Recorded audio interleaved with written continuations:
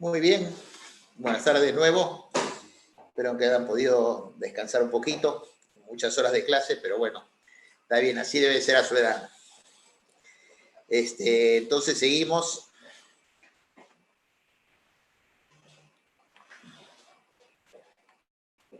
Muy bien, vamos a recordar un poquito las estructuras de la función de la piel, ¿no es cierto?, para ir, digamos, a la parte de quemados, que es muy interesante, y que eso, si uno trabaja en emergencia, lo va a ver, y lo tiene que saber, ¿no? Eso es algo que no necesariamente realmente en en el internado, en todo, en la vida normal, siempre va a haber pacientes quemados, y esto es algo que tienen que conocer, por lo menos lo básico. Bueno, tenemos la piel, acordar, ¿no es cierto?, digamos, el pelo, que es el folículo piloso, la glándula sebácea.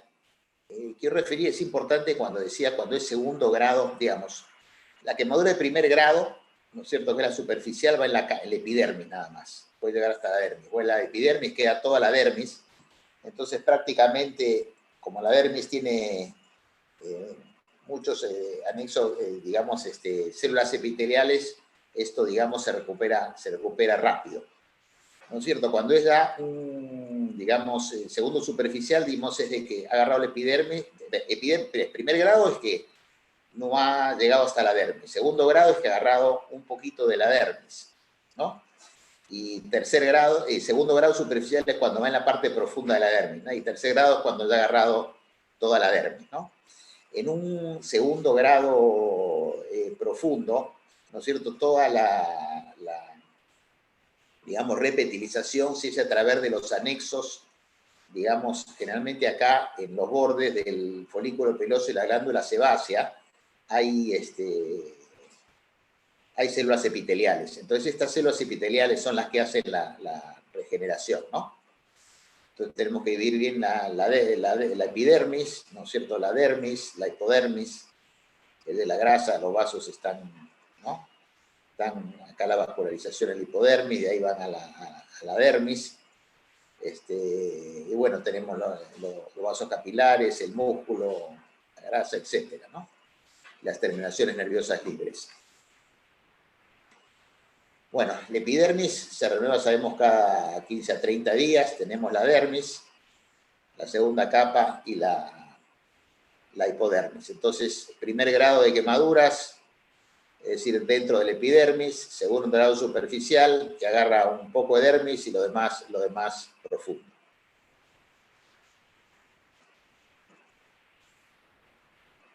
La epidermis es la capa más externa, ¿no es cierto?, construida por tejido epitelial, carece de vasos sanguíneos y terminaciones nerviosas, ¿no es cierto?, es más gruesa en la palma de las manos y las pies, y tiene, claro, la zona de estrato córneo, o el estrato calloso, el estrato basal o germinativo, ¿no? La capa gruesa de tejido conjuntivo, colágeno y elastina, que es la dermis, ¿no? La dermis está situada bajo la epidermis y lo fundamental, contiene vasos sanguíneos y linfáticos, terminaciones nerviosas, glándulas sebáceas y sudoríparas y folículos pilosos, una rica red vascular y aporta, digamos, el oxígeno y los nutrientes. La hipodermis es el tejido cerebral subcutáneo, es la parte más profunda de la piel, formada por tejido conjuntivo adiposo con bandas de colágeno y elementos vasculonerviosos. Y bueno, y aísla el calor, ¿no es cierto?, es amortiguador. Las funciones de la piel. La piel, sabemos, tiene en extensión en promedio 2 metros, ¿no?, metros cuadrados, es una barrera protectora, inmunológica, termorreguladora, es órgano de percepción, también se produce la biosíntesis de la vitamina D, hay absorción y hay excreción y secreción por las glándulas. También hay que entender que el hipotálamo, ¿no es cierto?, que es el centro regulador de la temperatura, recibe la información sensitiva del cuerpo e inicia la producción de medidas para conservar el calor o aumentar su pérdida según los niveles del calor en el cuerpo que recibe por la información sensitiva. La regulación de la temperatura es a través del temblor, por la actividad de los músculos. Es decir, cuando hay frío, uno tiembla para para crear calor, ¿no? Y la vasoconstricción aleja la sangre de las extremidades hacia órganos internos y el cuerpo aumenta su producción de calor. Bueno, vamos a ver las quemaduras, ¿no? Tema que nos ocupa. Las quemaduras constituyen un problema de salud pública a nivel mundial, porque causan 180.000 muertos. Y sabemos, ¿no es cierto?, la mayoría se produce en países subdesarrollados, ¿no? Y casi 2/3 en África, Asia Sudoriental, ¿no? Eso de acuerdo a la Organización Mundial de la Salud. Las lesiones por quemaduras no fatales son una de las principales causas de morbilidad, ¿no? Y sabemos que las quemaduras se producen mayormente en el ámbito doméstico laboral. Todos sabemos ahí la sartén nunca dejar afuera porque el chico le da y se tira el aceite hirviendo, el agua hirviendo, ¿no? Hay muchas que son prevenibles, ¿no? Ahora, las quemaduras por llama y las escaldaduras por líquidos calientes son las más frecuentes en nuestro entorno. Los niños, sobre todo los menores de 10 años, tienen mayor riesgo de sufrir quemaduras. Y sabemos por qué la mayoría, ¿no es cierto?, accidente doméstico. Y son habituales en los meses de invierno por el empleo de métodos de calefacción, ¿no? La localización más común son las extremidades superiores y las patologías más asociadas a las quemaduras son el alcoholismo y las enfermedades psiquiátricas y neurológicas en los adultos. Una quemadura es una lesión a la piel u otro tejido orgánico causada principalmente por el calor y la radiación, la radioactividad, la electricidad, la fricción o el contacto con productos químicos. Las quemaduras térmicas provocadas por el calor se producen cuando alguna o todas las células de la piel u otros tejidos son destruidas por líquidos calientes, escaldaduras, ¿no es cierto?, por objetos sólidos calientes, quemaduras por contacto y por las llamas, ¿no?, la llama directa. Ahora, en la fisiopatología de quemaduras hay una respuesta local que produce una zona de coagulación, que es la quemadura, una zona de estasis y una zona de hiperemia, que ahora veremos. Y esto genera una respuesta sistémica, cardiovascular, respiratoria, metabólica e inmunológica. La primera central, que es la central de contacto, es decir, es la zona de coagulación, ¿no es cierto?, la zona quemada.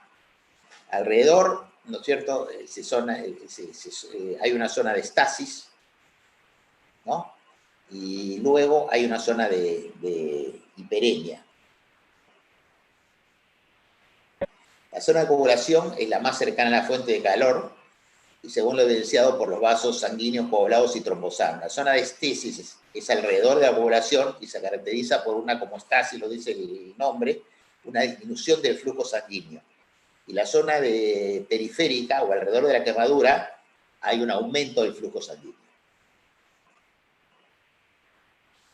Como ya vimos la inflamación, lo vemos, ¿no es cierto?, es el mismo slide que mostramos la conferencia pasada. Hay un trastorno de la membrana celular que crea toda una cascada y que esa cascada la podemos disminuir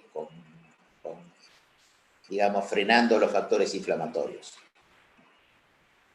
Ahora, la inflamación que produce, toda injuria, ¿no? Produce una hiperpermeabilidad capilar con un coeficiente de reflexión de la albúmina, una presión intersticial negativa, una disminución de la presión oncótica y un aumento de la osmolaridad intersticial.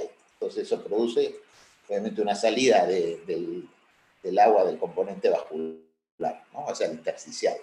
Mecanismos de shock en el quemado son varios. Es decir, el primero es dolor, gran dolor, hay una liberación de catecolaminas, y las catecolaminas producen vasoconstricción sistémica, vasoconstricción pulmonar y disminución del gasto cardíaco, ¿no es cierto? Eso, la quemadura, como ya vimos, produce mediadores inflamatorios.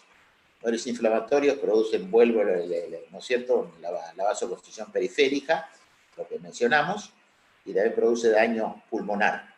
Produce un aumento de la permeabilidad capilar, esto produce edema, ¿no? Y también por la salida de los líquidos se produce hipovolemia, como explicamos, se va todo al líquido intersticial, pero el espacio intersticial. Entonces, diagnóstico de quemadura. Primero tenemos que saber, cuando digo quemadura, el diagnóstico, hacer cuánto es decir, la profundidad, la extensión y la etiología, ¿no? Entonces podemos clasificar por etiología, profundidad, localización y pronóstico. La etiología es el mecanismo de producción, ¿no es cierto? Tenemos las quemaduras térmicas, que son las más frecuentes, 90% de los casos, que pueden ser por contacto, por llama o por radiación. por fuego directo. También pueden ser por líquidos calientes o escaldaduras. Puede haber quemaduras químicas, que pueden ser por ácidos o por álcalis, ¿no es cierto? El sulfúrico, el ácido clorhídrico, la soda cáustica, etcétera, ¿no? Hay que entender que es importante, porque es importante, ¿por qué es el diagnóstico? Por el tratamiento, ¿no? Las quemaduras por álcalis penetran con rapidez a través de los tejidos oculares y siguen causando daño mucho tiempo después, ¿no? Y provoca un aumento inmediato negativo por concentración de la esclerótica y daño en la red trabecular. Una quemadura química, tenemos por ácido nítrico, por metilbromuro, una quemadura corneal por lejía, ¿no? Y bueno, luego tenemos las quemaduras eléctricas, es decir, que pueden llegar a ser muy graves por el curso impredecible de electricidad. La gravedad dependerá de diversos siguientes factores. Puede ser el tipo de corriente, ¿no es cierto? La corriente alterna a bajo voltaje de uso doméstico, que puede dar a fibrilación ventricular. El alto voltaje provoca lesiones graves y mutilantes. El amperaje, la resistencia de los tejidos, la piel se comporta como un aislante, excepto cuando está mojada, ¿no?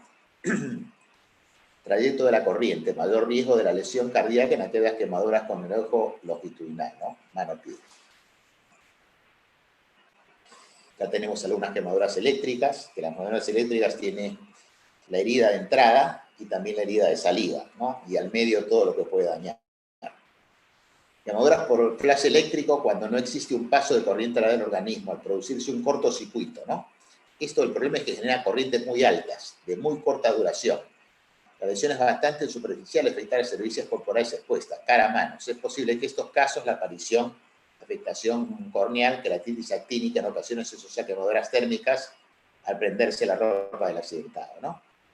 Las quemaduras con paso de corriente a través del cuerpo, que son casi siempre muy profundas, ¿no? En las que el porcentaje de superficie corporal quemada no es indicativo del daño real existente, dado que en los casos graves existen lesiones pues a través del cuerpo, ¿no? Por la profundidad. Entonces vamos de nuevo. Las epidérmicas de primer grado, que son las típicas quemaduras del sol, ¿no? Son de color rojo, dolorosas al tacto y sin pérdida de sustancia. Curan rápido, ¿no? Sin cicatriz. A veces puede ser por líquidos calientes. Luego tenemos las dérmicas superficiales o de segundo grado. Afectan a la epidermis y la dermis superficial, son de color rosado, rojo moteado, ¿no? Aparece exudación ampolla. Lo característico es esto, las ampollas, ¿no? Son dolorosas, curan generalmente en 7 a 14 días, claro, si no se infectan, porque si infecta se profundiza, ¿no? Y puede dejar una cicatriz. Y las dérmicas profundas afectan la parte profunda de la dermis, son de color rojo oscuro, más pálidas, de superficie seca, insensible al tacto, pero dolorosas a la presión, y pueden tardar semanas o meses en curar, ¿no? Generalmente con cicatriz hipertrófica. Y tercer grado es cuando afecta ya la dermis y la epidermis, ¿no? Y existe elevado riesgo de cicatrices con retracciones. Entonces tenemos la quemadura de primer grado, vemos ahí afecta la epidermis, una quemadura de segundo grado y una quemadura de tercer grado. Y por la licación también, ¿no? Las heridas que involucran obviamente áreas cosméticas y funcionales del cuerpo son las más graves, estéticas porque la cara se ve, no se puede tapar. Y bueno, ahora sí con la mascarilla, pero esperemos que el COVID no esté para siempre. Y las estéticas y luego tenemos las funcionales, ¿no es cierto? Todo el cuello, digamos, los codos, los pliegues popliteos, ¿no? Que pueden traer secuelas funcionales. Y especialmente las manos, ¿no? Que las manos pueden producir retracciones invalidantes. Hay que también tener en cuenta que una quemadura que afecta la cabeza del cuello puede afectar el tracto respiratorio y crear quemaduras respiratorias, ¿no? Que son lo mismo las quemaduras de peroné, que son de difícil manejo por la contaminación y la infección, y las comodidades circunferenciales que pueden comprimir extremidades y pueden requerir fasciotomías porque si no se puede, digamos, pueden llevar a la necrosis por insuficiencia vascular, ¿no? y después por el pronóstico. La superficie corporal quemada y la edad están directamente relacionadas con el pronóstico del paciente. La mortalidad aumenta si hay lesión, por supuesto, pulmonar asociada por inhalación, ¿no? Entonces tenemos quemaduras con criterios de gravedad, ¿no es cierto? Todo depende si son segundo y tercer grado, el porcentaje que tienen, si son eléctricas, si son químicas graves, ¿no? Si hay pacientes con antecedentes clínicos, politraumatizados, etc. La edad de la víctima. Los niños menores de 2 años y adultos mayores de 60 presentan una tasa de mortalidad más elevada. Los niños sucumben a las infecciones con mayor facilidad y en caso de los ancianos las quemaduras pueden agravar los procesos degenerativos, ¿no? En relación a su extensión, esto es muy importante porque lo primero que van a decir, uno tiene que hacer el diagnóstico, es decir, primero, segundo, tercero, y qué porcentaje tiene. Para empezar, digamos, el porcentaje más fácil, la palma de la mano, que es 1%, eso se duda. Después viene la regla de los 9, ¿no es cierto? Que cabeza adultos, ¿sabes? Porque en niños es distinto. En adultos, digamos, uno puede dividir fácil cabeza y cuello 9, ¿no es cierto? Parte anterior, parte posterior, tronco anterior, ¿no es cierto? Todo el tronco anterior 18, todo el tronco posterior 18, los brazos 9, que son 4, 5 y 4, 5, y las piernas 9 y 9, ¿no? Uno puede hacerlo, ¿no? Y acá tiene digamos, la regla de los 3, pero tiene que entender que en el niño es diferente, porque el niño tiene en total un 18. El niño es 18% en la cabeza, siempre es grande. Por eso, una zona dadora excelente en los niños para tratar las quemaduras es el cuero cabelludo. Es decir, se sacan los injertos, digamos, se saca el pelo, ¿no es cierto? Se afeita la cabeza y se pueden sacar tomas muy finas, parciales, cada 10 días. Y eso en un quemado, digamos, con superficies extensas es importante. Y aparte, si uno realmente las hace bien, de ahí crece pelo y no se ve no se ve ninguna secuela. Es una gran zona dadora. La diferencia vemos en el adulto, ¿no es cierto? Que la cabeza sería el doble. En el niño la cabeza es el doble que en el adulto, ¿no? Y obviamente las proporciones, las piernas son menores, ¿no? El tronco más o menos lo mismo, y los antebrazos. Es a costa de los miembros inferiores. Otro también, que esta la pongo porque también es una regla que la publicó mi padre, que también era cirugía plástica, él fue cirujano plástico siendo especialista en quemados, y él divide la regla de los 3, que es más fácil. Pone el cuero cabelludo 3%, digamos la cara 6%, los antebrazos lo divide rápido en tercios, ¿no es cierto? Antebrazo, brazo y mano, ¿no es cierto? Mano, claro, estamos hablando de toda la mano, ¿no? Pues sabemos que la palma de la mano sola es 1%. Y después tenemos el muslo 9, la pierna 6 y el pie 3. Entonces es la misma proporción. Y el tórax sería igual, ¿no? 18 adelante y 18 atrás. Cualquiera de los sistemas pueden ser, al que más, digamos, le sea fácil a cada uno, pero esto básicamente es para dar aproximadamente un área quemada. Entonces uno dice, cuando sabe la emergencia puede colocar, hemos recibido un paciente que tiene 30% de segundo grado y 20% de tercer grado, ¿no? Y coloca las áreas y la etiología. Fue por digamos, una explosión, o fue por fuego directo, ¿no? Etcétera. Entonces es importante porque todos, de alguna manera, les puede tocar tener que hacer esto. Entonces es importante saberlo. Ahora, las características histológicas y evolución de las quemaduras de acuerdo a la profundidad, ¿no es cierto? Obviamente, la epidermis cura muy rápido. La dermis papilar, que es superficial, cura en menos de 2 semanas. La dermis más profunda puede demorar más, 3, 4 semanas. Y bueno, toda la piel no va a epitelizar, no hay que hacer injertos. Tratamiento. Digamos, es uno puede ser A, B, C, D, que es claro, está en inglés, pero uno no puede. Es agua y, digamos, la vía aérea. Uno tiene que mirar la vía aérea, pues hay como horas respiratorias, es decir, hay que muchas veces intubar, ¿no?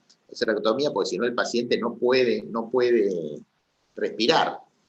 y puede ser que es un paciente perfectamente salvable, porque puede tener una quemadura no muy extensa, pero quemadura de vía aérea, entonces es fundamental la vía aérea, ¿no es cierto?, la respiración. Tener vía aérea, la respiración, después la circulación, colocar una vía, después ver el estado neurológico y la exposición, ¿no? El paciente quemado debe ser manejado en 2 etapas. La inicial, que busca el mantenimiento de la vida, y la secundaria, que trata la quemadura según el siguiente esquema. La vía aérea, la ventilación, la circulación, el déficit neurológico y la exposición.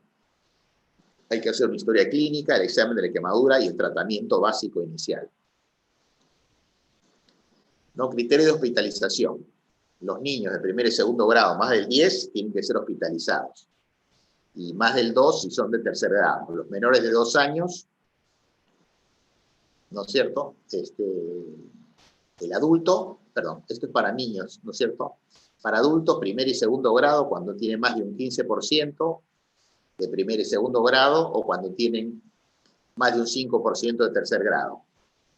¿No? También influyen, claro, si son eléctricas, respiratorias, químicas, por congelación o localización crítica. La primera medida, entonces, es el mantenimiento permeable de la vía respiratoria y administración de oxígeno, si es necesario, ¿no? Se debe sospechar siempre la lesión de una vía aérea, especialmente cuando hay fuego. Y cuando vemos quemaduras faciales en las cejas, narinas y cuello, ¿no? Esputo carbonáceo, alteraciones de conciencia, expuesto a espacios cerrados o explosión, ¿no?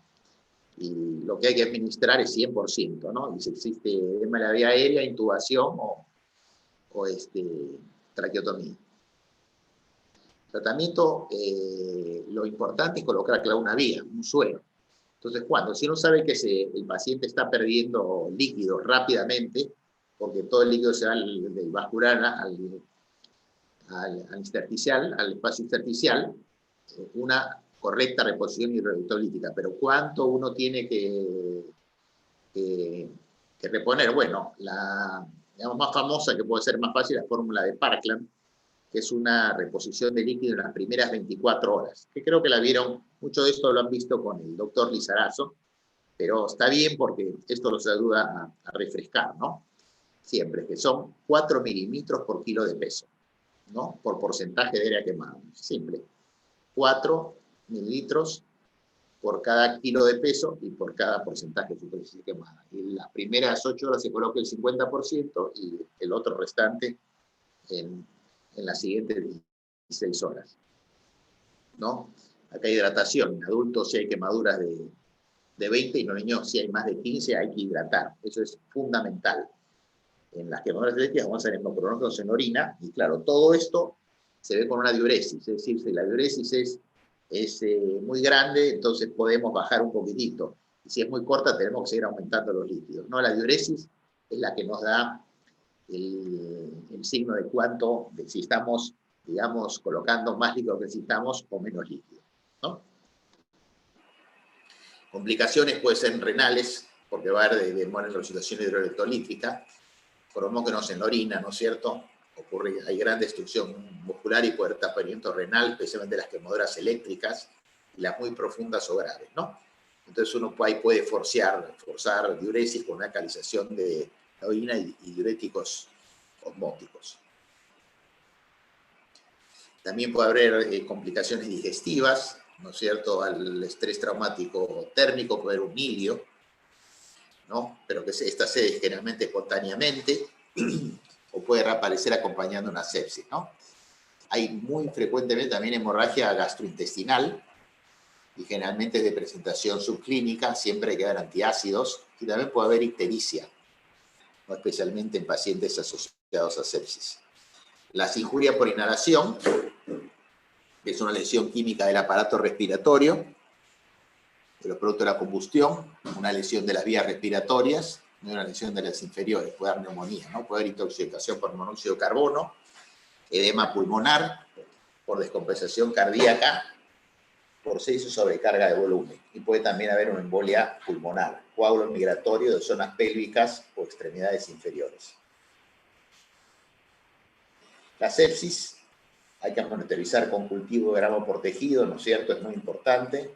Y una sospecha clínica la da la hiperohipotermia, un cambio del estado mental, un hilo después de las 48 horas, trombocitopenia, hiper o hipoglicemia, edema pulmonar, síndrome respiratorio, azotemia, hipofrisonemia y obviamente con un hemocultivo.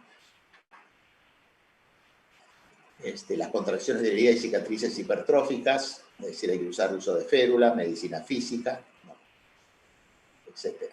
Ahora, las quemaduras inconferenciales y profundas. Acá es lo que me refería. Si hay todo esto, es decir, si hay una quemadura, puede, digamos, por compresión, hacer que no haya flujo sanguíneo. Si no hay flujo sanguíneo, muere extremidad. Entonces tenemos que hacer fasciotomías. Si uno llega hasta la fascia y corta la fascia, ya puede ser en el tronco, en la mano, en el pie, lo salva, ¿no es cierto? Entonces, especialmente en quemaduras eléctricas, en descompresión hay que hacer una descompresión de tronco o descompresión de extremidades. Eso tiene que ser rápido, porque son horas que uno puede. Hay que dar profilaxis tromboembólica por los coágulos, ¿no? Profilaxis antitetànica, analgesia con narcótico, con morfina, control de la temperatura, control de la glucemia y soporte nutricional.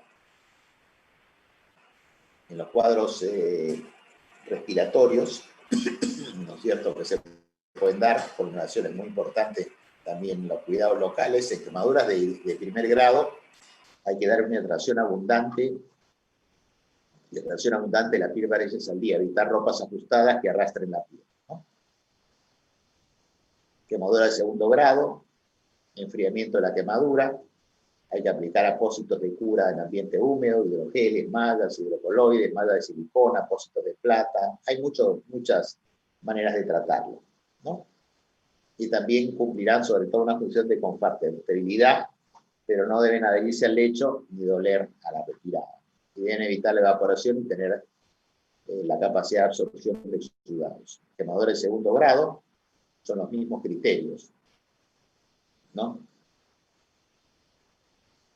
Y también lo que se hace mucho para cuestión estética, realmente cuando hay la duda o una quemadura de segundo profundo, en realidad lo que se realiza es carectomía, se saca el tejido quemado y se coloca un injerto, ¿no? Para curar el tratamiento y evitar una cicatriz que no sea estética o secuelas funcionales. En la tercer grado simplemente lo que hay que hacer es debridamiento y incisión, es decir, uno tiene que debridar la herida, es decir, sacar todo y que quede para poder injertar, ¿no? Injertos, claro, se traslada una porción de tejido vivo, pero no desde su zona de origen, zona dadora, a otra parte del cuerpo, zona receptora, con el fin de efectuar una reparación.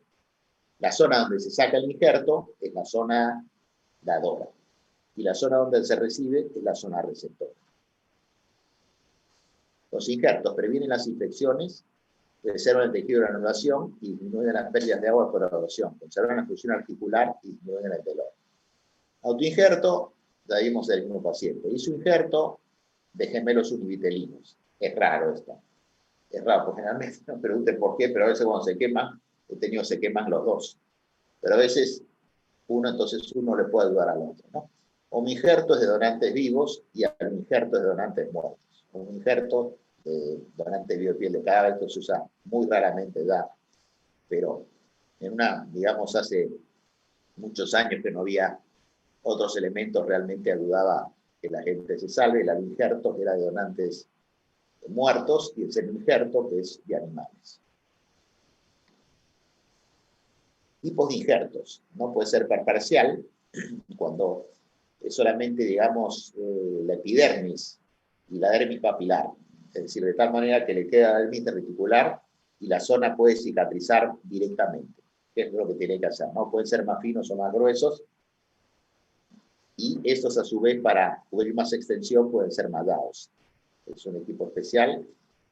El injerto se puede tomar con cuchilla, también hay aditamentos eléctricos que ya son más sofisticados, en donde ya no lo gradúa el cirujano, sino son graduados. Uno puede graduar la cantidad de piel que quiere sacar. Y también puede ser de piel total, ¿no? Que contiene todas las capas de la epidermis. Entonces, injertos pueden ser de grosor parcial o de grosor total, ¿no? O transitorios, que son los alinjertos o minjertos, y heteroinjertos. Incluso hay muchos productos comercializados así liofilizados, ¿no? De piel de cerdo que ya vienen preparados para cubrir de manera temporal. Bueno, vamos a pasar, eso es con respecto a quemados, lo que les sea útil, y vamos a terminar un poco ahora con hablar algo de la cirugía estética. Bueno, acá los famosos, los implantes mamarios. Esto empezó, te voy a contar, básicamente el implante mamario. Los primeros que empezaron, digamos, a aumentar las mamas de manera artificial fueron los médicos japoneses. Al finalizar la Segunda Guerra Mundial en el Japón, se dieron cuenta que a los soldados americanos que ocupaban en ese entonces el Japón, estamos hablando del año 45, le gustaban más las chicas con senos grandes. Como Japón estaba muy mal y era una cuestión de dinero, entonces a algunos médicos japoneses se les ocurrió colocar el silicón industrial, que lo necesitaban en la industria, en las mamas de las mujeres. Y entonces de esa manera les aumentaban. Así que eso inició la Segunda Guerra Mundial, ¿no? Recogiendo esta idea, a un doctor Cronin en la Universidad de Baylor en Houston, en el año 60, 63 para ser exacto, viendo las experiencias él había estado en la Segunda Guerra Mundial en el Japón, entonces había visto esto, entonces se le ocurrió, ¿por qué no? Le colocamos, porque el problema era de que quedaban muy bien, pero después de unos años eso se movía de lugar, o de meses, ¿no? Y a veces traía problemas porque no se quedaba en un sitio, es decir, poco a poco se iba moviendo el silicón. Entonces se le ocurrió colocarle una envoltura. Entonces ahí nacieron los famosos implantes mamarios, que han ido, ya tienen varias generaciones, es decir, la primera generación era simplemente una cubierta de silicona, es decir, con silicón industrial. Después ya se empezó a ver que el silicón industrial, como mostré en un slide al principio en la primera charla, puede ser extremadamente peligroso, ¿no es cierto? Porque se puede infectar, puede ser reconocido como extraño y puede llevar incluso secuelas invalidantes hasta la muerte, ¿no? Entonces se empezó a usar, preparar silicón puro, que es el polimetilsiloxano, que es muy bien tolerado por el organismo. Se le coloca una cubierta y se lo colocó, ¿no? Y eso es en generación, de ahí como 5 o 6 generaciones de implantes. La última generación de implantes tiene una mejor membrana y aparte de eso el gel viene cohesivo, de tal manera que si se rompe el gel queda pegado como un chicle, haciéndolo más seguro.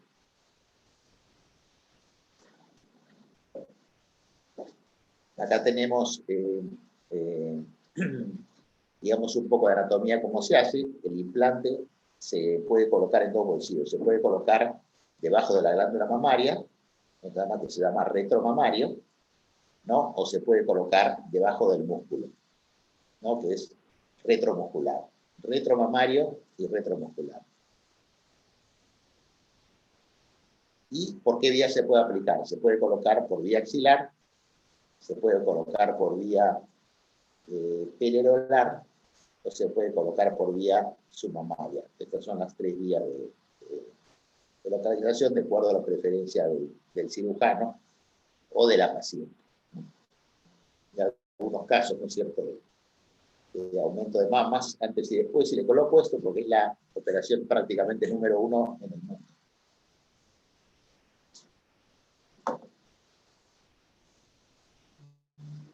O cada vez la gente se aumenta más las mamas, ¿no? Digamos un poco de tamaños, cada, digamos, aumentó, le pareció muy chico, se colocó unos más grandes al año, otro vez, ¿cierto? Antes y después, en algunos casos. Y en veces también se puede, otra cosa que se llama mastopexia, que no solamente es aumentar, sino aumentar y levantar. Pero generalmente cuando uno a veces aumenta y levanta hay que hacer cicatrices adicionales para poder levantar la mama, ¿no? Que generalmente es una cicatriz en bata invertida. Salvo la areola, una vertical y una horizontal. Bueno, la liposucción, que también es una de las operaciones más frecuentes, donde uno generalmente saca, básicamente, obtiene los mejores resultados en una persona que tiene una buena tensión de piel, ¿no es cierto?, y que tiene grasa acumulada. Entonces, en base a cánulas que son adheridas a jeringas o a una máquina de liposucción, se puede extraer la grasa y dejar ese tipo de resultados, ¿no?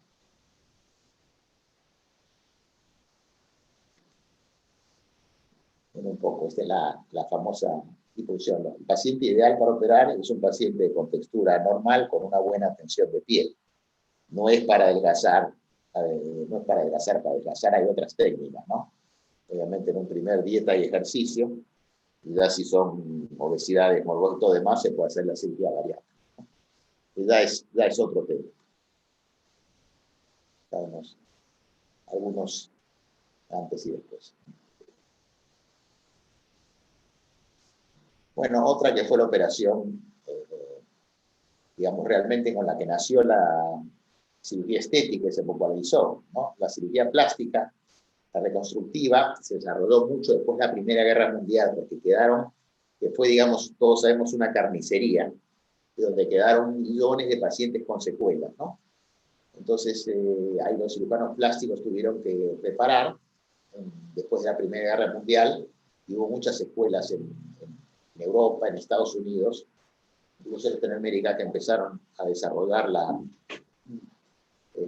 técnicas reparadoras. Pero con respecto, en realidad, a la estética, ¿no es cierto?, de lo que estamos hablando, que sería la cirugía de la belleza, en realidad todo esto empezó a desarrollarse en los años 30, en Alemania, donde un cirujano, ya Joseph, empezó a operar las narices, ¿no? Entonces esa era la operación más común, digamos, del siglo pasado, diría. De los 30, de 1930 hasta 1990, claro, se empezó a desarrollar de poco todo, pero lo que más se hacía era la nariz, ¿no? Que básicamente consiste al principio era solamente cirugía de disminución, se operaban los que tenían digamos, una jornada muy grande, tipo Condorito, entonces se rebajaban, pero ha ido mejorando hasta que la nariz realmente tiene que ser armónica de acuerdo al rostro del tipo de piel, ¿no? La nariz, es decir, lo que se baja en el dorso, esto es, digamos, hueso, están los huesos propios acá hay cartílago, y acá hay cartílago, ¿no? Y todas estas estructuras se tienen que modificar para conseguir un buen resultado estético, ¿no? Como vemos en estos casos donde se ha sacado el dorso, no se ha levantado un poco la punta y queda algo más armónico de acuerdo al tipo de rostro, ¿no? Hace que sea mejor sacando, hemos sacado la jorobita, levantado un poco la punta y realmente queda algo natural, armónico, que la gente que no conoce no note que ha sido operado, ¿no?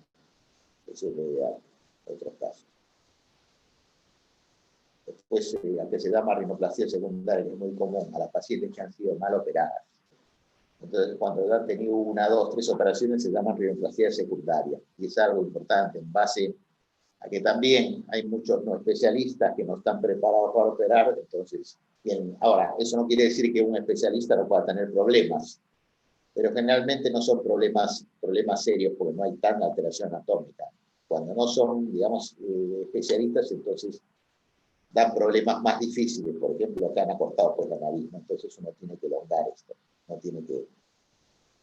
La nariz que estaba corta, hacerla más larga para tratar de hacerla normal, ¿no? Vemos acá han dejado la nariz muy delgada, muy regular, y todo esto hay que aumentarlo. No, muchas veces. Tenemos la fleroplastia, que es para mejorar los, digamos, los párpados. Y básicamente uno generalmente puede tener exceso de piel en los párpados superiores y bolsas en los inferiores, ¿no? También puede tener piel y bolsas en los superiores e inferiores. Entonces, de acuerdo a eso es el tratamiento, ¿no? Generalmente las incisiones son en el superior y el pliegue, en el inferior 1 milímetro las pestañas, también a veces para sacar sobre la grasa se puede hacer por vía transconjuntival. Unos resultados pre y post, ¿no? Vemos que de acá el exceso de piel cubría, digamos, sacando la piel se ve mejor, ¿no? Pre y post. Y digamos, también no solamente hay implante de mama, se puede hacer, ahora está popularizando mucho el implante de glúteo, en donde El implante se coloca, digamos, para mejorar la zona glútea y se coloca, digamos, dentro del músculo intramuscular. En la mama se debe colocar arriba, debajo del músculo. En el glúteo se coloca intramuscular, dentro del músculo. Bueno, también hay aditamentos que se aplican, digamos, se ha aplicado de la cirugía general a la cirugía estética, o más la endoscopía, no sé, la laparoscopía. El cirujano general empezó a usar el laparoscopio y entonces el cirujano plástico lo adoptó para realizar ciertas operaciones en donde uno permite para levantar, por ejemplo, la frente y las cejas, mejorar esta zona, levantar las cejas, mejorar la frente. Antes se tenía que hacer cortes muy grandes, entonces ahora solamente se realiza la operación con cortes pequeños, utilizando el endoscopio para poder, digamos, decorar acá toda la frente y cortar acá los músculos, ¿no es cierto? Y poder traccionar las estructuras sin necesidad de cicatrices grandes. Vemos como a veces la endoscopía y todos los desarrollos de cirugía se pueden aplicar a la cirugía plástica, ¿no? Se llama cirugía generalmente endoscópica, ¿no? Se ha mejorado la frente. Bueno, luego tenemos la ritidectomía.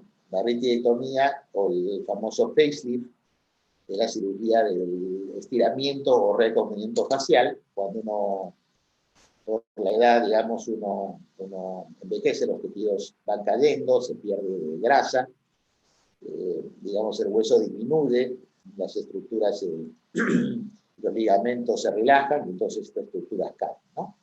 Entonces, así como caen, uno tiene que levantarlas, ¿no? Entonces, estas son las cirugías, los cortes generalmente dentro del pelo y alrededor de la oreja y dentro del pelo, entonces uno levanta, ¿no? Reacomoda los tejidos. Es el famoso lifting o ritidectomía. Ya tiene algunos casos de ritidectomía antes de peso, pacientes con, pero había bajado mucho de peso, sobra mucha piel, entonces, ¿cómo se puede conseguir un resultado, ¿no? Acá tenemos también un prepositorio de un lifting. Vemos cómo se mejora, ¿no es cierto?, traccionando la zona de la cara y la zona del cuello.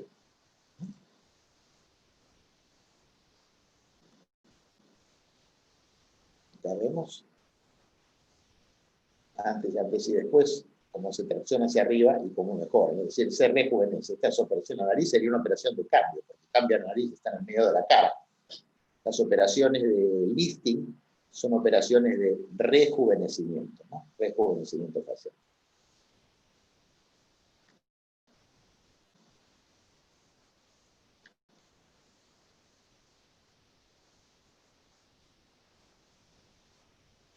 Ya tenemos un postoperatorio. Y acá vemos cómo mejora la cara, digamos, toda esa zona, y también como las cicatrices vienen acá dentro del pelo, y vienen acá dentro de la oreja y detrás de la oreja, no se notan, ¿ves? El preoperatorio, el postoperatorio, y prácticamente las cicatrices son bastante imperceptibles, por eso es que la gente se opera tanto, ¿no? Determinada edad para rejuvenecer y verse mejor, ¿no? Tenemos antes, ¿no es cierto?, y después. ¿No? También vemos cómo se mejora esta zona, la zona del cuello, ¿no? Bueno, luego tenemos la dermolipectomía, ¿no es cierto? En la charla anterior mostramos algunos problemas con complicaciones y abscesos, pero básicamente la dermolipectomía es para mejorar la zona del abdomen, ¿no? Usualmente después de los embarazos. Básicamente son tres los problemas acá. Acá hay exceso de grasa, exceso de piel y hay una diastasia del músculo recto. Los músculos rectos que tendrían que estar acá están separados. Entonces, uno básicamente a través de un corte, ¿no es cierto?, en la parte inferior que va de lado a lado, es decir, secciona toda la piel que está entre el ombligo y el vello cutáneo, todo esto sale y este punto pasa a estar acá. Entonces uno estira todo. Aparte de estirar, contornea y puede hacer una liposucción, puede dejarse el mismo ombligo, ¿no es cierto?, que es, digamos, se estira y se hace de nuevo un nuevo agujero para sacar el ombligo, o se puede hacer una reconstrucción de ombligo, ¿no? Esta es la operación, la abdominoplastía o dermolipectomía. Y obviamente al sacar el exceso de piel y al corregir los músculos, entonces uno queda plano, ¿no? Después de 3 hijos y después, digamos, de la operación, ¿no? Que es plano, que es lo que las pacientes buscan. Estamos como fuera un postoperatorio. Bueno, hay muchas, digamos, otras operaciones implantes, aparte de haber el implante dijimos, de mama, el implante de glúteo, también se puede hacer el implante de pantorrilla, ¿no? Este implante de pantorrilla se desarrolló, bueno, ahora no hay, pero hasta el año 55 que salió la vacuna de polio, había muchos casos de poliomielitis, había muchos defectos, entonces el defecto era porque una pierna era delgadita y la otra era gruesa, entonces había que rellenar uno. Y después de esto, bueno, se usó, digamos, de manera estética para un día con otro. Y después entonces se empezó a aplicar también a personas que las tenían delgadas, que querían aumentar, ¿no es cierto?, no les gustaba, entonces se colocaba el implante y también se puede aumentar las pantorrillas, ¿no? Entonces queda más, cada antes y después del implante.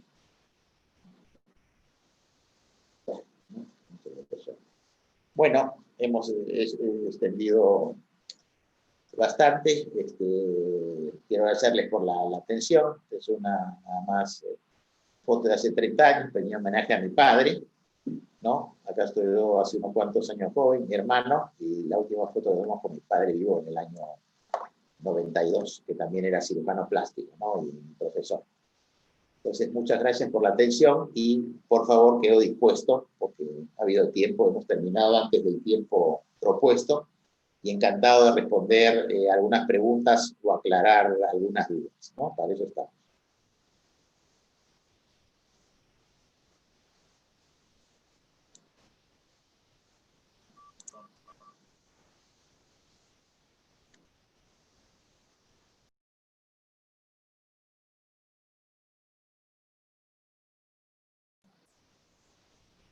Como digo, encantado de resolver. Si hay alguna pregunta, pueden enviarla por chat o pueden hablar, ¿no? Liberar el audífono y preguntármelo.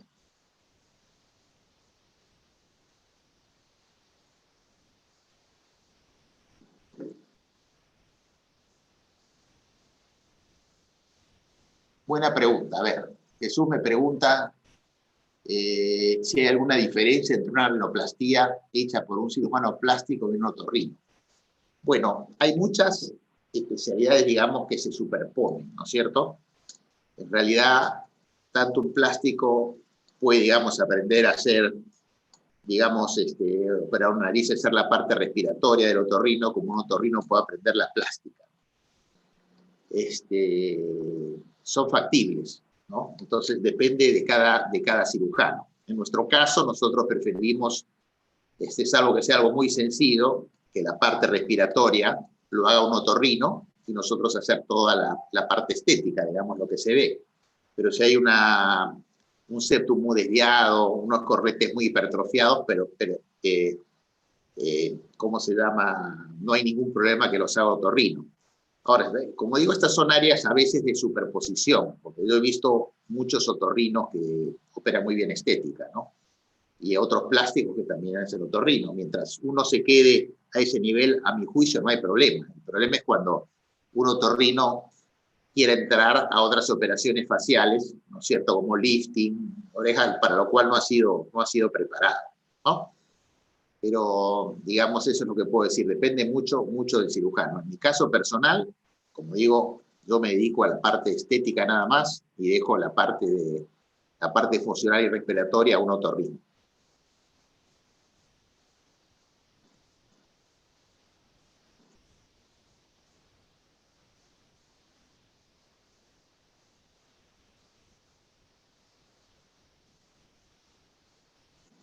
Muy buena, es una muy buena pregunta, porque en realidad es un problema serio. porque es una área que se infecta mucho, ¿no es cierto? Es un problema serio y con alta mortalidad. Generalmente, por suerte, digamos, no sé por qué mecanismo, digamos, son áreas que generalmente están protegidas y con una mucosa de una regeneración cuando son primer y segundo grado, una regeneración muy grande. Ahora, cuando hay pérdida total, es un problema serio porque tiende a infectarse, pero como todo es cuando es quemadura tercer grado, hay que debridar e injertar. Depende del área que tenga. Yo pienso que si es un área total, el paciente va a tener una mortalidad muy alta.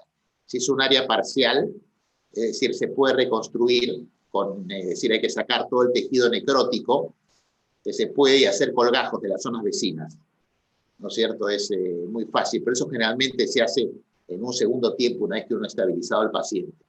Son realmente quemaduras muy serias y muy graves, más que todo porque se contaminan. Es muy difícil mantenerlas sin contaminación.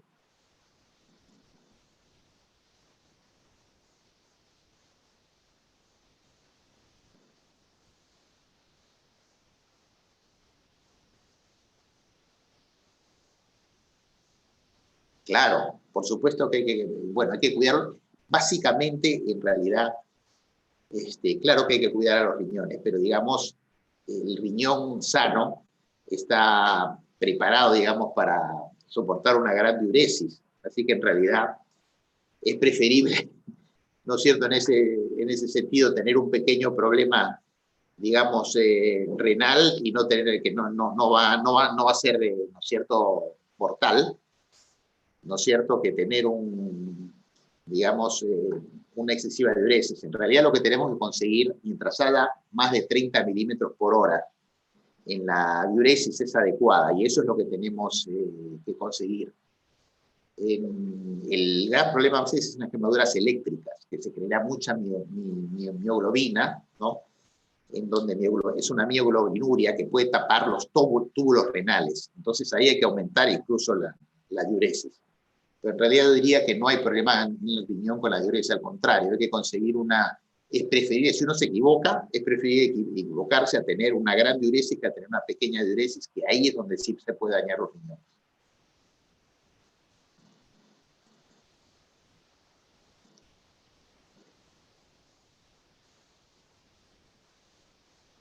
Claro, lógico. Vuelvo a repetir acá, perdón, me estaba olvidando, pero creo que todos tienen las preguntas, si no me equivoco, por eso no repito el nombre de Enlace, porque creo que todos las leen, ¿no es cierto? Pero me preguntan para una liposucción abdominal si el paciente se encontró el paso indicado. Sí, así es. Puede estar, por supuesto, un poquito por arriba, poco por abajo, pero no tiene que estar de lejos de peso. La liposucción no es una operación para bajar de peso, eso hay que entenderlo. Vienen muchísimas para bajar de peso. Cuando no es mucho, digamos, como digo, hay que hacer dieta y ejercicio. Y, digamos, cuando son exageradas, por ejemplo, 120, 130, 140, que realmente no pueden bajar y obviamente los perjuicios para la salud van a ser enormes, tenemos una cirugía bariátrica, ¿no es cierto?, en donde se saca cerca del estómago, se hace bypass, etcétera. Hay técnicas incluso menos agresivas con un balón gástrico, pero esas son las técnicas para bajar de peso. Una liposucción no es una técnica, es una cirugía para modelar, para verse mejor, pero no para bajar de peso. Entonces, cuando más uno se encuentra en el peso ideal, mejor es mejor para operarse.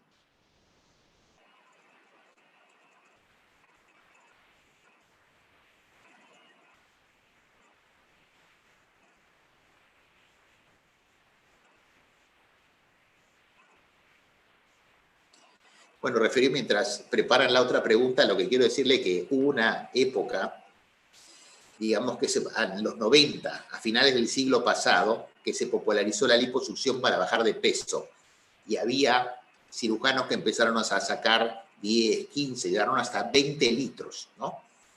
Y decía, todavía no estaba la cirugía bariátrica, es decir, la cirugía que se hacía digestiva para bajar de peso, y la mortalidad aumentó, pero exponencialmente, por se dejó. Entonces, no solamente, digamos, no es una buena idea bajar de peso con liposucción. Ha habido mucha mortalidad. Incluso está legislado. Algunos estados digamos, de los americanos de Estados Unidos, limitan la cantidad máxima que uno puede sacar de grasa pura, que es de 5 litros. Es decir, un paciente no se tendría que sacar más de 5 litros de peso. Claro, puede ser más o menos de acuerdo al peso del paciente.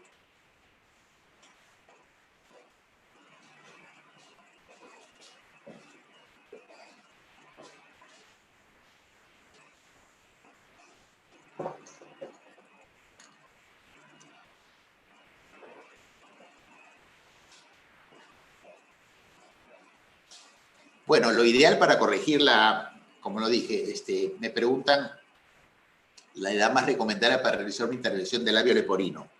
Lo ideal, digamos, el estándar es 3 meses.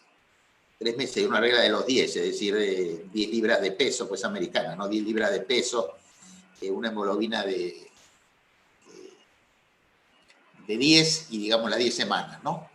Que es a los 2 meses y medio, 3, porque el paciente, digamos, como ya repetí, el niño está más, las estructuras son más grandes, la operación es más fácil de anestesia general, pero como repetí, cada vez hay más cirujanos que prefieren operarlo recién nacido, porque es, ¿cómo se llama?, para la salud mental de los padres, que los padres se sienten muy confortables. Es muy difícil tener durante 3 meses un paciente, digamos, con una fisura labial. Prefieren repararla lo más rápido, ¿no? Entonces hay muchos cirujanos que lo hacen bien. Así que depende, pero la ideal es 3 meses. Y en realidad, cuando no hay corrección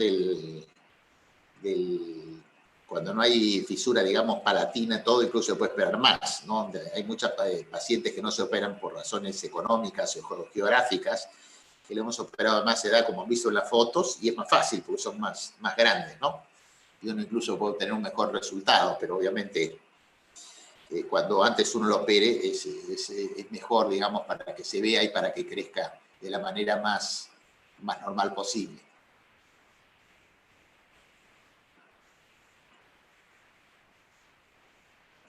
El implante mamario se puede hacer a partir de los 18 años.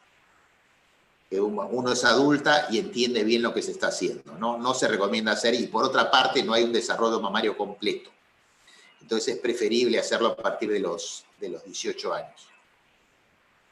O por lo menos yo no recomiendo hacerlo antes.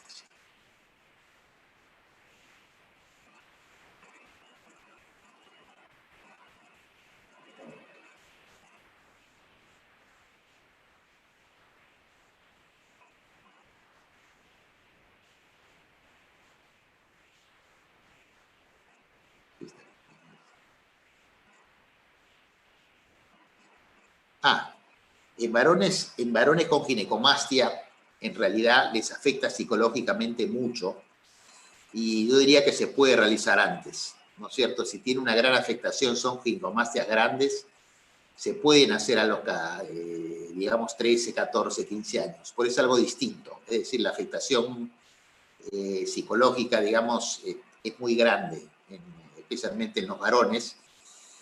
Así que realmente después, digamos, de la pubertad, en el varón y demás, no hay un gran crecimiento de mamas. Entonces ahí sí se puede hacer,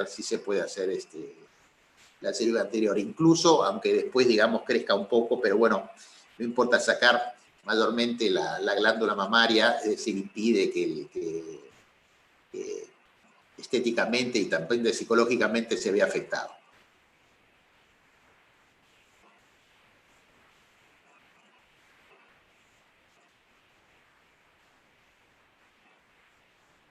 En realidad no, la liposucción no ayuda a mejorar la celulitis. Hay algunas técnicas, es cierto, algunas cánulas especiales que en celulitis muy graves se puede mejorar con una técnica especial de liposucción, ¿no? Porque es superficial, pero en general la liposucción no elimina la celulitis. En términos generales, no. Porque la celulitis es un problema de la grasa muy superficial, un problema de la piel, que se da más en las mujeres, y que, digamos, a veces se resuelve más con dieta, con ejercicio y con métodos no invasivos que con liposucción. En resumen, en general la liposucción no ayuda a eliminar la celulitis.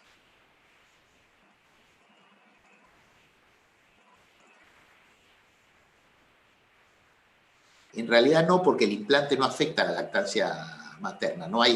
El implante no tiene por qué afectar ningún conducto galactóforo, así que no hay por qué retirar. Perfectamente uno puede dar de lactar con implante mamario.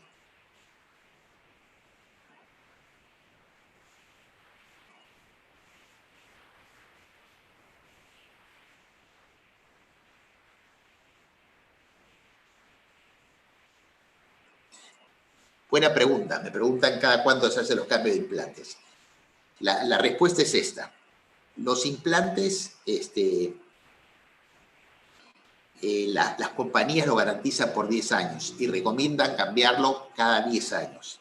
Sin embargo, con la última generación de implantes, que son muy buenos, en realidad uno puede esperar más, siempre y cuando con una mamografía se detecte que hay que hacer, digamos, a partir de los 40 años, cada 1 o 2 años, se detecte que el implante no está roto. Si el implante no está roto y clínicamente las mamas se ven bien, es decir, están simétricas, no están duras, están en su sitio, no hay por qué cambiarlo y uno puede esperar. Entonces yo diría de que no son eternas, pero tampoco hay que cambiarlas a los 10 años. A partir de los 10 años, lo que sí, hay que revisarse anualmente para ver si todo está bien.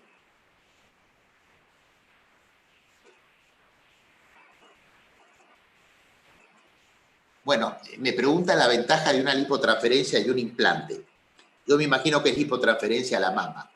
En realidad hay una gran diferencia, porque el implante en una sola operación, digamos, los resultados son muy buenos. Lipotransferencia, es decir, es muy difícil conseguir que en una sola operación uno pueda rellenar un volumen mamario, ¿no? Salvo que sea algo muy pequeñito, o sea, digamos, para llevar a una simetría.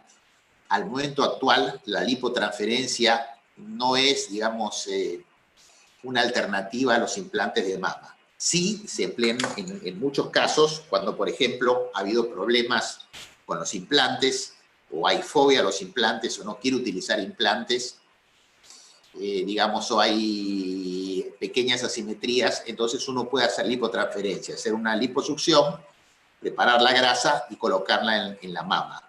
Pero, digamos, por ahora el gold estándar, digamos, del tratamiento del aumento de mamas es el implante mamario. Ya. La complicación más frecuente en la rinoplastía, no complicaciones de hemorragia, ¿no? Se puede dar generalmente producto será el cuarto, quinto, sexto día, cuando los vasos, porque hay, digamos, plexos vasos muy finos en el septum, generalmente cuando uno, por algún defecto, rasgó un poco de la mucosa del septum, generalmente pueden ser hacer osteotomía, entonces al principio, como son vasos muy chicos, producto de la inflamación, no se nota, ¿no? Pero después de 5 o 6 días, cuando empieza a desinflamar, los vasos empiezan a sangrar. En ese caso, lo que se tapa bajo visión directa, uno mira de cuál es el punto y no lo cauteriza, sino que lo tapona, le pone una gasa y lo comprime. Y realmente con eso para. Es decir, si obviamente no hay para, hay que hacer un taponamiento, ¿no? Primero se hace externo completo y después incluso se puede hacer interno, ¿no? Esa es la complicación, digamos, más frecuente. Las otras son las complicaciones estéticas, ¿no es cierto? Que no quede bien, porque 1 milímetro en nariz se nota, que son muy fáciles de tratar cuando son hechos por un especialista, generalmente se hacen a los 6 meses, el problema es cuando lo ha hecho uno especialista, y entonces ahí los resultados son más severos y más difíciles de corregir.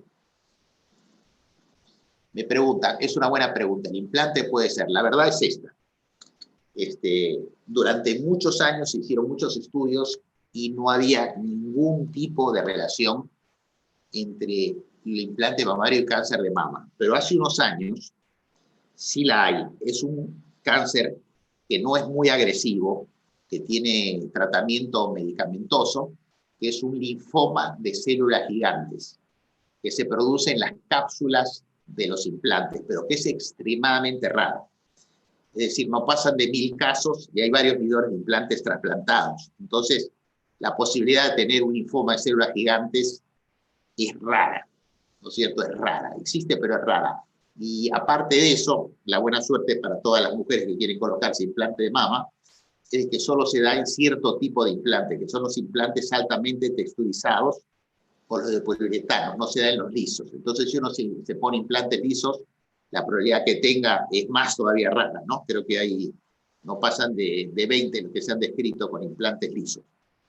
Entonces, básicamente, la respuesta sí, pero es un riesgo, digamos, tan raro que es como digamos, no colocarse una vacuna de polio, ¿no es cierto? Porque también hay cada cientos de miles una reacción rara, ¿no? Neurológica.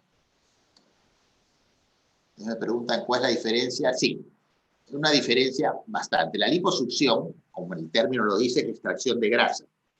La abdominoplastia, algunos le dicen dermolipectomía, es la operación en donde el abdomen no solo se saca grasa, sino también se saca la piel, se corrigen los músculos y se reconstruye el ombligo. Bueno, me preguntan acerca de los resultados de la neoplastia superior. Bueno, generalmente las operaciones de rejuvenecimiento no son operaciones eternas, porque las personas siguen envejeciendo. Entonces depende mucho del envejecimiento de cada persona. Pero básicamente son operaciones que duran mucho, no tendría que ser por lo menos para 10, 15 años, no tendría que ser menos. Perdón, ¿y cuáles serían sus principales contraindicaciones? Bueno, la blefaroplastia superior es básicamente la principal, bueno, primero, por supuesto, las contraindicaciones médicas, es decir, tiene que estar en buen estado de salud. Pero pasadas las complicaciones y obviamente que no tenga problemas de perfil de acumulación, etcétera. Pero básicamente, primero, de que tenga realmente exceso de piel, ¿no es cierto?, exceso de grasa, y que básicamente la piel que saquemos pueda permitir que cierre el ojo con total normalidad, ¿no? Entonces, claro, hay casos, generalmente no hay ningún problema, cuando tiene exceso de piel se puede sacar, pero hay excepciones. Por eso cada caso hay que revisarlo, ¿no es cierto? Ahora, muchos me dicen, si tiene cicatriz queloide, sí, pero no sé por qué, es muy raro la cicatriz, no la he visto en los párpados superiores, parece que la piel es muy finita y tiende a no desarrollar, así que no hay problema con cicatrices queloides en los párpados superiores, por lo menos no que haya visto.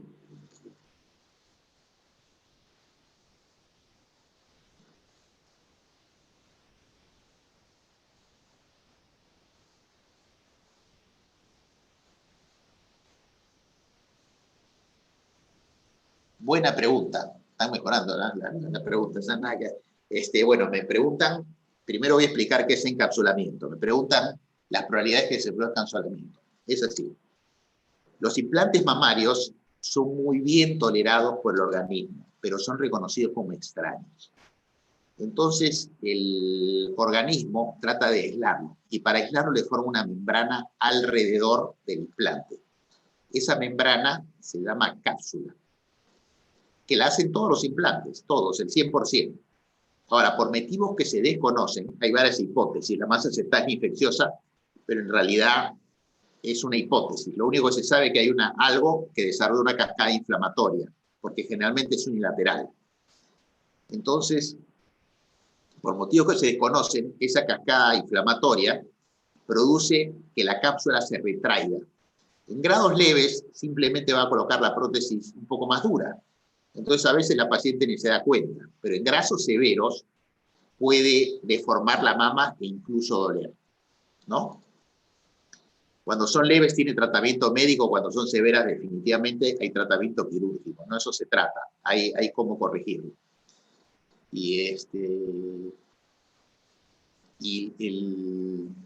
¿Cómo se llama? En la proporción de los pacientes es así, cuando se coloca del músculo es del 1 al 2%.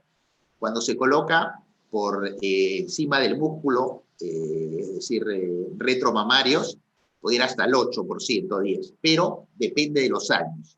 En realidad, a medida que son más años, tiende eso a subir, ¿no es cierto? Puede subir al 5, 6, 7% en la retromamarias a los 10, 15 años, incluso puede subir a los 20% cuando son 15, 20 años de los retromamarios, ¿no? Así que sí se presenta en la medida de que son, digamos, más antiguos los implantes, a mayor probabilidad que haya una contractura capsular.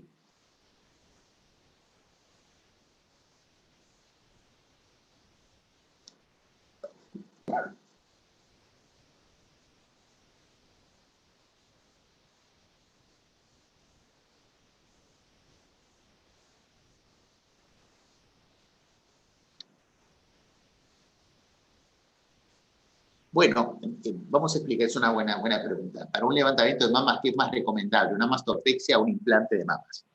Bueno, la mastopexia, epexia es levantar, entonces todo el griego, vamos, ¿no? Y masto es mama, entonces levantar la mama es una mastopexia. Cuando son grados muy leves de mastopexia, simplemente un implante de mama las levanta, entonces no hay necesidad de hacer otra cosa más que colocar el implante de mama. Pero cuando están muy caídas, hay que colocar, digamos, hay que hacer, cicatrices adicionales, ¿no? Entonces, en ese caso, hay que levantar, no solamente colocar el implante, sino levantar la mama. Y eso se hace con cicatrices de la areola y después una cicatriz en ancla. A veces, cuando hay suficiente tejido mamario, que uno tiene grandes mamas y puede, digamos, hacerse el levantamiento sin implante, ¿no? Porque hay suficiente tejido mamario para uno poder levantar y dejar, digamos, una mama con una forma adecuada. Entonces, básicamente hay las tres formas. Se puede hacer la mastopexia, digamos, con implante o sin implante.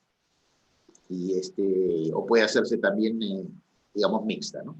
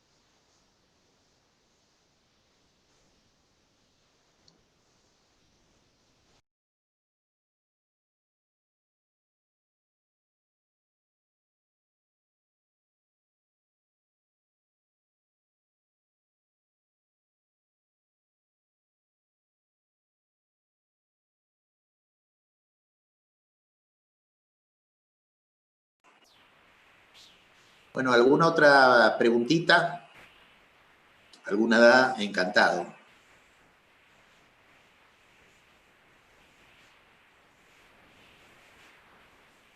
Bueno, supongo que como no hay, estamos todos cansados, ¿no? Ha sido un largo día, que estamos sábado, así que si no hay, si no hay más, ha sido un gusto estar con ustedes y hablarles un poco de la cirugía plástica, que es nuestra especialidad, ¿no es cierto?, que hemos desarrollado con tanto cariño en todos los años. Y bueno, encantado, siempre atento como docente de la San Martín para poder ayudarlos en todo lo que se pueda. Y en caso que quieran seguir la especialidad, ¿no es cierto?, pueden consultarme con todo gusto.